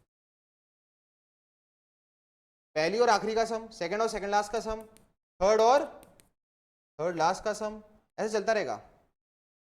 तो जनरलाइज करके लिखूं तो क्या आएगा टी आर, लिखवाया था मैंने T N minus R plus 1, ये सब कांस्टेंट होते हैं। तो बताओ ये कांस्टेंट किसके बराबर होता है 2a प्लस n माइनस 1, और एक कांस्टेंट किसके बराबर होता है 2a प्लस n माइनस 1। जो कांस्टेंट वैल्यू आई वो किसके बराबर होती है 2a plus n minus 1d। ये क्या था ना हम लोगों ने, जब हम लोगों ने एपी को समझने की कोशिश की थी कैसे भाव से, तो कुछ चीजें बेटा वो लोग बोलते हैं कंसेप्ट क्या है, कंसेप्ट मतलब क्या, आपने किसी चीज को फॉर्मूला ड्रिवन नहीं समझा। व्हेन समबडी सेज कि नहीं आज जेई की प्रिपरेशन के लिए तो आपको हर चीज को कंसेप्चुअली समझना है। लोग कहने को तो कुछ भी कह सकते हैं, जैसे लोग क्या कहते हैं कि आपको ना 4 घंटे पढ़ना है, 5 घंटे पढ़ना है, 6 घंटे पढ़ना है। बेटा ऐसे नहीं पढ़ना। जेई की तैयारी कैसे है बेटा, आपने देखा दूध वाला आता है अपने यहाँ तो हिसाब रखते हैं कि आज 1 लीटर दूध आया, कल 2 लीटर दूध आया, कल उससे पहले 1.5 लीटर आया था। आपको अगर जेई की तैयारी करनी है और आप अपने 2 साल दे रहे हो ना, आपको हिसाब रखना है रोज की मुझे 50 क्वेश्चन करना, वो करने में आपको 4 घंटे लगे 5 घंटे लगे। आपने अगर रोज अभी शुरुआत में आपको 40 से 50 क्वेश्चन रोज करने, प्रैक्टिस करो, आपके सबकॉन्शियस माइंड में बैठ जाना चाहिए। तो मैंने आपको क्या बोला था, एक तो अपने नोट्स एकदम परफेक्ट होने चाहिए, क्लास में जब बैठे हैं तो नोट्स एकदम परफेक्ट होने चाहिए, और दूसरा प्रैक्टिस का मतलब क्या है मैथ्स के अंदर, नंबर ऑफ क्वेश्चन। ऐसा नहीं हम अपने बैठ के थ्योरी बुकलेट ऐसे रिवाइज कर रहे हैं, तकिए बिस्तर बैठ गए, तकिया रखा और बैठ के नोट्स, ऐसा नहीं होगा। आपको ये मानना है कि आपको रोज के 40 से 50 क्वेश्चन का ऐसा अपने को हिसाब रखना है। अगर मैं रोज के इतने क्वेश्चन कर रहा हूँ ना, तो बहुत आराम से आप देखोगे कि आप एक बहुत बड़ा नंबर ऑफ क्वेश्चन कर चुके होगे, है ना। ऐसे मैं तुमसे बोलूं कि बेटा 5000 क्वेश्चन करने हैं, तो आपको ऐसे ही देख के लगे यार 5000 क्वेश्चन कैसे हो सकते हैं। और अगर मैं रोज के इतने क्वेश्चन करूं तो कितने दिन में 5000 हो 100 दिन में हो जाएंगे, 100 दिन में हो जाएंगे बेटा। अब 5000 क्वेश्चन कर लिया आपने बेटा ऑब्वियसली, और preparation on the right track, ठीक है। चलो स्टार्ट करते हैं। और हमें तो मालूम है क्वेश्चन कौन से करने हैं। हमारा इनिशियल टारगेट अब से क्या होगा, इन चैप्टरों से जब हमने अब टॉपिक्स चालू कर दिया, हमारा इनिशियल टारगेट क्या होगा, हमें पीवाईक्यूज खत्म करने। और बेटा जेई ने तो हमें परोस के दिया हुआ है, जेई ने तो क्या इतने सारे शिफ्ट्स लेते हैं। मैं बताया था ना आपको, हर साल जेई कितने पेपर्स लेता है 20, 10 शिफ्ट्स, जनवरी के 10 शिफ्ट्स, अप्रैल की 20 शिफ्ट्स में पेपर्स होते हैं। हर शिफ्ट में 25 क्वेश्चन आते हैं, 20 इंटू 25 50, 500 क्वेश्चन हर साल एनटीए खुद ही पुश कर रहा है मार्केट में। भैया हम तो इस तरह के क्वेश्चन पूछें, तुम्हारी औकात है तो तुम तैयार कर लो, तो बता ही रहा है कि हम इस तरह के क्वेश्चन पूछें। ठीक है बेटा, आगे बढ़े।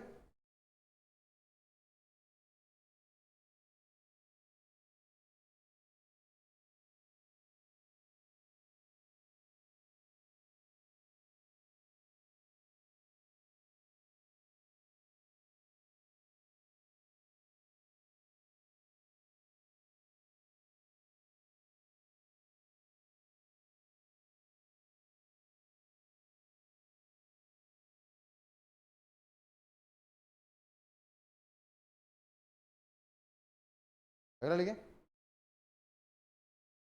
Problem number 4। प्रॉब्लम नंबर 4 क्या कहता है, अगर किसी क्वेश्चन में लिखा हुआ आ जाए if A B C are in AP, अगर किसी क्वेश्चन में लिखा हुआ आ जाए भाई मैं आपको 3 टर्म्स दे रहा हूँ, 3 टर्म्स कौन है, ए बी और सी, और कोई कह रहा है कि वो एपी में, इसका मतलब क्या है, बी और ए का डिफरेंस, सी और ए की डिफरेंस के बराबर होगा। इसका क्या मतलब है, मैथमेटिक्स, इसका मतलब b minus a is equal to c minus b, या फिर इसको और ढंग से लिखेंगे तो 2b is equal to a plus c, लिख लो इसको। अगर कोई आपको किसी क्वेश्चन में लिखता है कि ए बी सी एपी में, तो फट से कह देना बीच वाले का डबल इज इक्वल टू बाजू वालों का सम, क्या है, बीच वाले का डबल बाजू वालों का सम, या फिर अपन इसको ऐसे भी लिख सकते हैं, बीच वाला जो है that is a plus C by 2, पर ये आगे चलकर हम मीन में इस तरह का पढ़ेंगे, ये चीज याद रखना। अगर कोई कह दे किसी क्वेश्चन में A B C are in AP,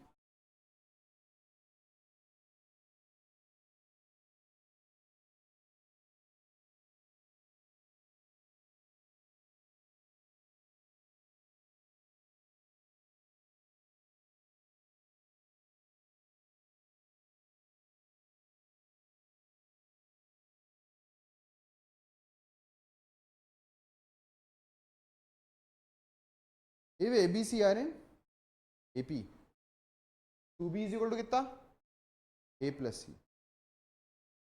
कई सारे ऐसे क्वेश्चंस होंगे जहाँ पे हमें बोला जाएगा कि 3 टर्म्स हैं, है ना, और वो कह देंगे वो तीनों टर्म्स किस में, एपी में, फट से कह देना बीच वाले का डबल इक्वल टू बाजू वालों का सम, है ना। वैसे तो बहुत सारे एनालिसिस हैं, पर 2 और लिखते हैं बस, ठीक है, खत्म करते हैं। देखिए अगला property number 5, if A B C are in AP implies a की पार ए की पार बी, ए की पार c are in GP, full form geometry progression, और यहाँ लिखना a is not equal to, a should not be equal, जैसे फॉर एग्जाम्पल के रूप में अभी ये लिख लेना, अभी तो जीपी में और अच्छी तरह समझ बताओ। अगर मैं लिखता हूँ 1 3 5 7, 3 क्या 4 भी हो तब भी चलेगा, क्या बताओ 1 3 5 7 एपी बना रहे, हाँ ये एपी बना रहे,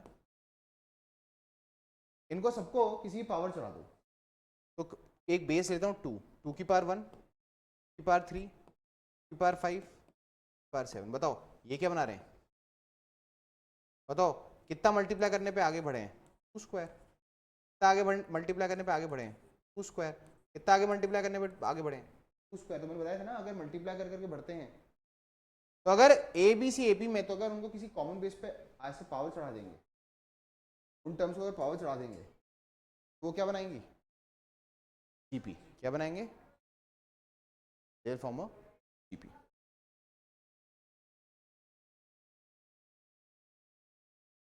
लास्ट लिख लो एक और,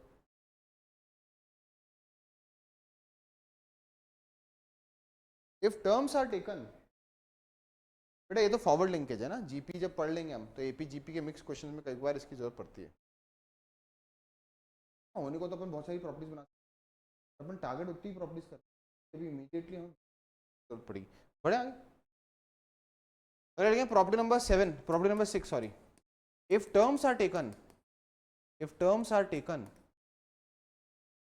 at regular interval, if terms are taken at regular intervals in an AP,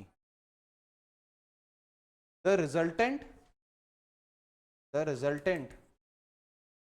is again AP, the resultant is again in AP। ये समझाना बहुत ईजी है। मैंने आपके सामने 1 3 5 7 9 11 13 15 17 मैंने एक AP ली थी। अब मान लो मैं रेगुलर इंटरवल्स पे टर्म सिलेक्ट करता हूँ, पहली फिर 2 को ब्रेक कर दिया, 7 फिर 2 को ब्रेक कर दिया, 13 फिर 2 को ब्रेक कर दिया, फिर से 19। बताओ अगर रेगुलर इंटरवल्स पे आप टर्म्स पिक करते हो किससे? AP पे। तो कौन कौन सी टर्म्स पिक की मैंने? 1 7 13 19। तो अगेन ये क्या बना रही है? ये क्या बना रही है? They form again in AP। Question अपन इस क्लास में टारगेट नहीं कर रहे हैं, क्वेश्चन अपन अगली क्लास में टारगेट करेंगे। अगला लिखें। अब कुछ स्टैंडर्ड आउटकम्स जो हमें AP के बारे में पता होने चाहिए, कुछ स्टैंडर्ड आउटकम्स जो हमें AP के बारे में पता होने चाहिए। और इसमें आप देखोगे क्लास 10th के अंदर अगर आपने कभी कोई अच्छी रेफरेंस बुक करी हो तो दो कुछ कुछ आउटकम्स ऐसे होंगे वहाँ पे आपने प्रूफ किए होंगे। फिर डालेंगे standard outcomes of AP।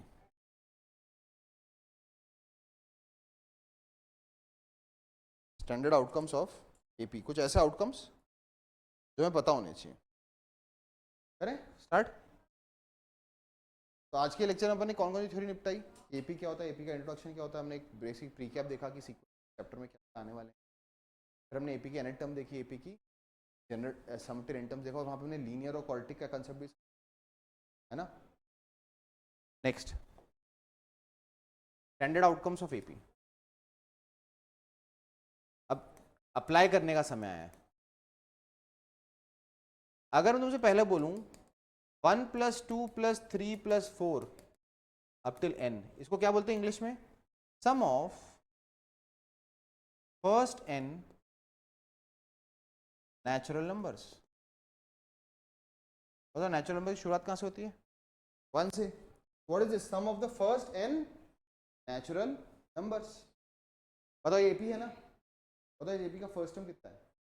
1। Common difference कितना है? 1। चलो हमारे नंबर ऑफ टर्म्स कितनी? n। तो हम सीधा फॉर्मूला लगा दें, n/2 first term plus last term. इसको सहेज के लिखेंगे तो क्या लिख सकते हैं? इसको n into n plus n+1/2। तो what is the sum of the first n to n plus 1/2। और इसी के अंदर अपन को ये पता होना चाहिए, अगर कोई कह दे 1 + 2 + 3 अप टिल 10, तो 1 से लेकर 10 तक का सम निकालने को बोले, तो यहाँ पे n की क्या डालूंगा? 10। 10 इंटू 11/2, इसका आंसर रटा होना चाहिए 55 आएगा। क्या आएगा? 55। बेटा आया कैसा आया? 55 समझ में आया? बेटा इस फॉर्मूले में n की क्या डाल दिया? 10 इंटू 11/2 करोगे तो 5 इंटू 11 आएगा, तो आंसर आएगा 55। और वहीं अगर मैं 1 + 2 + 3 + 4 अप टिल अप टू 100 बोलूंगा तो आंसर क्या आएगा? 5050। मैंने बता रखा है तो आउटकम से। So what is the first outcome? The sum of the first n natural numbers. What is the second outcome?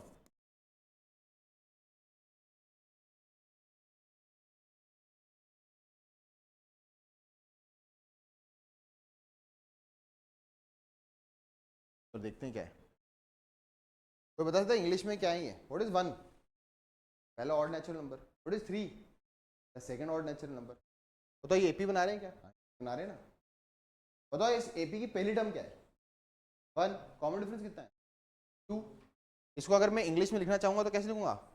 Some of first n odd natural numbers. और आपको मालूम है अगर मैं 1 से शुरुआत करता हूं तो मेरी nth ऑड नंबर क्या होगी?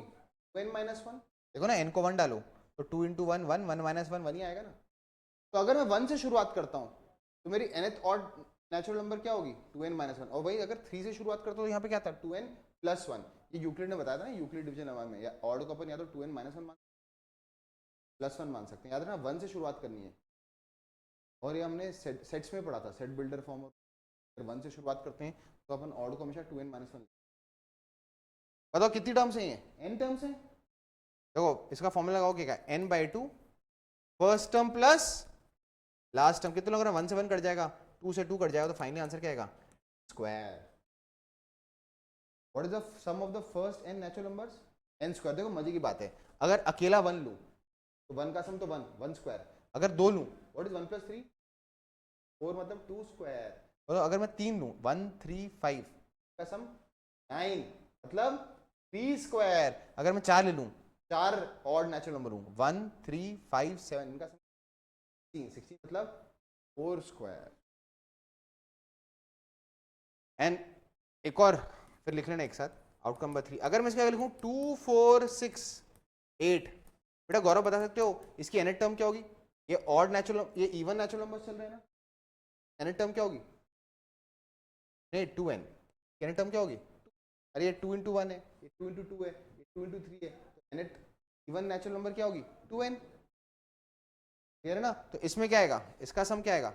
n/2 2 + 2n, 2 कट जाएगा और इसका आंसर आएगा n × n+1। What is this? अगर इंग्लिश में बोलूं तो इसको क्या बोल सकते हैं? Sum of first n even natural numbers. Sum of first n even natural,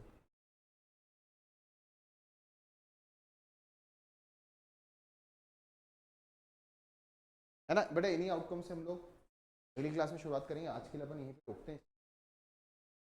आज मैंने एक बेसिक इंट्रोडक्शन दिया और मैंने जानबूझ के ना क्वेश्चंस नहीं, क्योंकि AP is something that you already studied in class 10th। तो आज मैं एक रिवीजन के रूप में, एक शुरुआत के रूप में मैंने ये चीज़ बताई है। हम एपी के क्वेश्चंस, एक बार मैं पूरे एपी खत्म कर लूँगा ना तो मैं एपी के क्वेश्चन करा दूंगा। अभी आपको सीक्वेंस सीरीज का मटेरियल मिल जाएगा, तो आप एपी के क्वेश्चंस की प्रैक्टिस कर सकते हो, है ना? तो विल स्टॉप इट हियर।